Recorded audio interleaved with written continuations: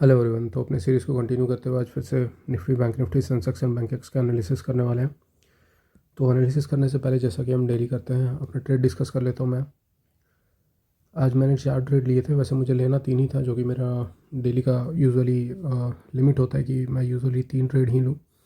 अगर आप बिगनर हैं तो एक ही ट्रेड लीजिए। एक से ज़्यादा ट्रेड लेने से आपकी साइकोलॉजी ख़राब हो सकती है और आपका एनालिसिस भी ख़राब हो सकता है स्टार्टिंग में, और आप बड़े लॉस में भी आ सकते हो। तो स्टार्टिंग के फेज़ में मैं भी डेली एक ही ट्रेड लिया करता था और इससे ज़्यादा लेना भी नहीं चाहिए। अगर आप अच्छा खासा प्रॉफिटेबल हो तो ज़रूरत भी नहीं है वैसे एक से ज़्यादा ट्रेड लेने की, अगर आप बड़े क्वांटिटी में एकदम काम करते हो तो, बहुत बड़े क्वांटिटी में। लेकिन अगर आप जैसे 2 लॉट, 3 लॉट या 10 लॉट के अंदर काम करते हो तो ले सकते हो आप मल्टीपल ट्रेड्स, डिपेंडिंग ऑन कि आपका रिस्क एपेटाइट कितना है। तो यहाँ पर डिस्कस कर लेते हैं। तो सुबह के टाइम में यहाँ पर अगर आप देखोगे तो मैं यहाँ से जस्ट एक बॉक्स ड्रॉ कर देता हूँ।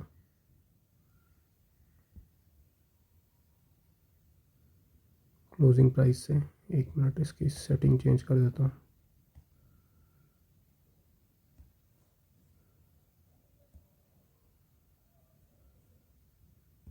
ओके, तो ये था बैंक निफ्टी के केस में। एंड यहाँ पर भी अगर मैं निफ्टी के केस में भी अगर ड्रॉ करूँ इस तरीके से क्लोजिंग प्राइस से, एक कुछ दिख ही नहीं रहा इसमें।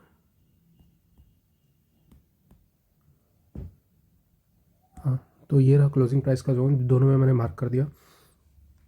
इसी तरीके से सेम इसमें आप देखोगे सेंसेक्स में भी एक क्लोजिंग प्राइस का इस तरीके से जोन बनेगा। ठीक है, तो यहाँ पे इंपॉर्टेंट चीज़ क्या है जो आपको ध्यान देना है वो है राउंड नंबर्स के ऊपर। अगर आप ध्यान दोगे तो अगर यहाँ पर जैसे कि आप देखोगे तो आप बैंक निफ्टी में देखोगे नीचे 51,000 का लेवल था एंड मार्केट जो है डायरेक्टली क्लोजिंग प्राइस से ऐसे रिजेक्शन लेकर के ऊपर जा रहा था। सेम टाइम पे यहाँ पे निफ्टी में इसने फर्स्ट कैंडल का हाई भी निकाला हुआ था।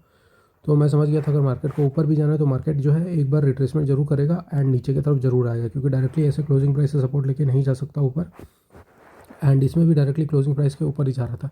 अगर इसको डायरेक्टली ऊपर ही जाना होता तो यहीं से ये रिट्रेसमेंट कर दिया होता। ठीक है, तो ये रेड कैंडल नहीं बनाता, ये ग्रीन कैंडल बनाते हुए डायरेक्टली इसको जाना चाहिए था। बट जैसे ही ये रेड कैंडल बनाया मैंने एक पुट की एंट्री बनाई, इसमें 10-15 पॉइंट का प्रॉफिट मिला मुझे। और 75 के लॉट में आपको पता है कि 15 पॉइंट का भी प्रॉफिट, मतलब कि 15 × 3 जो कि 45 पॉइंट्स के अराउंड आता है। और पुराने वाले लॉट सिस्टम के अकॉर्डिंग जिसमें 25 का लॉट होता था, और अगर आप इसको सेम बैंक निफ्टी से कंपेयर करोगे तो 75 पॉइंट्स के अराउंड आ जाता है बैंक निफ्टी के केस में। ठीक है, तो इस तरीके से यहाँ पर एक पहला मैंने काम किया। दूसरा, जब मैंने देखा कि क्लोजिंग प्राइस से यहाँ पर दूसरी बार जब रिजेक्शन लिया तो यहाँ पर भी मैंने बनाया हुआ था और इसमें करीबन मुझे लगता है कि 20 पॉइंट्स के अराउंड मिल गया था ऑलरेडी। तो 75 × 20 पॉइंट्स जो कि आपका हो जाएगा 25 × 60 पॉइंट्स पुराने लॉट सिस्टम के अकॉर्डिंग। और अगर आप बैंक निफ्टी के अकॉर्डिंग देखोगे तो लगभग 100 पॉइंट्स इसमें मिल रहा था। ठीक है, तो 100 पॉइंट्स एंड प्लस समझिए कि पहले 50 एंड समथिंग पॉइंट्स, तो 150 पॉइंट्स के अराउंड ऑलरेडी प्रॉफिट हो चुका था मेरा। तो बहुत ज़्यादा कुछ करने की ज़रूरत नहीं थी, तो मैं जस्ट वेट कर रहा था और यहाँ पे मैं निकल गया था, यहीं पे निकल गया था। इसके पीछे रीज़न था ये था कि प्रीवियस डे हाई यहीं पर था, तो मुझे लगा कि हो सकता है यहाँ से रिट्रेसमेंट वगैरह भी दोबारा से कर दे। और अगर आप एक चीज़ देखोगे तो साइकोलॉजिकल नंबर जो है वो डायरेक्टली बैंक निफ्टी में निकला हुआ था 50,000 का। तो जब ये निकल गया था तो मुझे लग रहा था कि मार्केट थोड़ा बहुत पॉजिटिव हो सकता है, मगर बैंक निफ्टी कुछ ज़्यादा ही निगेटिव हो गया था। वैसे ये इन लेवल्स के पास ही था जहाँ पे पॉसिबल था कि लोग अपना एसएल रखे हुए हों। ठीक है, तो आप अगर ये जोन देखोगे तो पॉसिबल था कि ये जो ये वाला जोन है इसको निकाल दे एंड उसके बाद ऊपर जाए। बट इसने इस जोन को नहीं निकाला, डायरेक्टली राउंड नंबर के ऊपर से ही ये ऊपर जाने लगा। तो इसीलिए मुझे थोड़ा सा डाउट हो रहा था बैंक निफ्टी में कि कहीं दोबारा से गिर ना जाए और ज़्यादा निगेटिव ना हो जाए। और अगर आप देखोगे तो ये काफ़ी देर तक इसी रेंज में भी रहा था, ये ऊपर की साइड बढ़ने की जगह ये काफ़ी ज़्यादा रेंज बाउंड रहा था थोड़ी देर तक। बाद में ऑल्दो इसने भी मूवमेंट दिया हुआ है, तो इसी को देखते हुए मैं जो है बैंक निफ्टी में मैंने पोजीशन नहीं बनाया, सिर्फ और सिर्फ निफ्टी में आज मैंने काम किया था। एंड इसी तरह मैं राउंड नंबर नोटिस कर रहा था, तो यहाँ पर अगर आप देखोगे तो एक राउंड नंबर आपको यहाँ पे मिलेगा। सेंसेक्स में 79,000 का राउंड नंबर था। तो अब पॉसिबिलिटी ये थी कि अब इसमें निफ्टी में तो कोई राउंड नंबर है ही नहीं पास में, तो ये किसको निकाल सकता है, कौन सा राउंड नंबर निकाल सकता है। तो ऊपर के साइड में जो राउंड नंबर अवेलेबल था वो था 24,000 का, वो थोड़ा ज़्यादा दूर था। तो पॉसिबिलिटी तो थी कि निकाल सकता है अगर रैली कंटिन्यूस रहे, लेकिन 79,000 निकालने की ज़्यादा पॉसिबिलिटी थी। तो उसके बाद मुझे लगा कि अगर 79,000 निकाल देता है तो मार्केट में थोड़ा बहुत रिट्रेसमेंट वगैरह आ सकता है। तो देखिए हमेशा राउंड नंबर के पास क्या मैंने बताया हुआ है जिस तरीके से कि जो भी राउंड नंबर होता है, जैसे 79,000 हो गया तो ये बड़ा राउंड नंबर है सेंसेक्स के केस में। निफ्टी के केस में ये इतना ज़्यादा मूवमेंट नहीं करता है, तो निफ्टी के केस में 50 से 100 पॉइंट का मूवमेंट कंसिडर कर सकते हैं। जबकि जैसे 79,000 निकला तो इसमें हम 100 से 200 पॉइंट्स का मूवमेंट और ऊपर एक्सपेक्ट कर सकते हैं, क्योंकि बहुत लोगों का ऐसा होता है इस राउंड नंबर के पास। तो मार्केट जो है 100-200 पॉइंट का एक्स्ट्रा मूवमेंट करता है ताकि उनको जो है ये लॉस शो कर सके, ताकि वो अपना पोजीशन कट करके निकल जाए। ठीक है, तो मुझे लगा था 79,200 के आसपास तक जाएगा मार्केट एंड उसके बाद फॉल करना चालू कर देगा। तो इसी को देखते हुए मैंने अपना थर्ड पोजीशन बनाया हुआ था।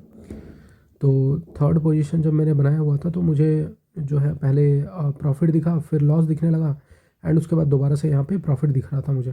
तो यहीं पे मैंने पोजीशन कट कर दिया और उसके बाद जब मार्केट जो है सेम इसी जोन से ऊपर जाने लगा, मैं निफ्टी में दिखाता हूँ कौन सा जोन की मैं बात कर रहा हूँ। जैसे आप ये लास्ट वाला कैंडल कंसिडर करोगे तो ये वाला जो जोन था, ठीक है, सेम इसी को अगर आप सेंसेक्स में कंसिडर करोगे तो सेंसेक्स में ये वाला जोन जो ज़्यादा बेटर तरीके से आपको देखने के लिए मिलेगा। जैसे मैं यहाँ से अब लास्ट वाला कैंडल देखोगे, ये जो रेड वाला कैंडल है यहाँ से अगर आप देखोगे तो यहाँ पे रिजेक्शन आने लगा था। ठीक है, तो ये रिजेक्शन के बाद जैसे ही मैंने एक कॉल साइड का पोजीशन बनाया, जो मेरा फोर्थ ट्रेड था, ये आखिरी ट्रेड था, मुझे एक्चुअली लेना था ये पुट वाला ट्रेड, लेकिन इसमें जो है बहुत ज़्यादा प्रॉफिट नहीं दिख रहा था एंड ये जो है निगेटिव में चला गया था। पहले तो लॉस दिखाने लगा, उसके बाद थोड़ा बहुत प्रॉफिट दिखाया, तो इसी वजह से मैंने तुरंत पोजीशन कट करके दोबारा से कॉल साइड का ट्रेड बनाया था। और जब यहाँ पे मैंने ट्रेड बनाया तो रफली अराउंड 30 पॉइंट्स मुझे मिलने लगे थे ऑप्शन प्रीमियम में। तो 75 इंटू 30 अगर आप कंसिडर करोगे तो नए लॉट सिस्टम के अकॉर्डिंग तो 25 इंटू 90 हो जाएगा।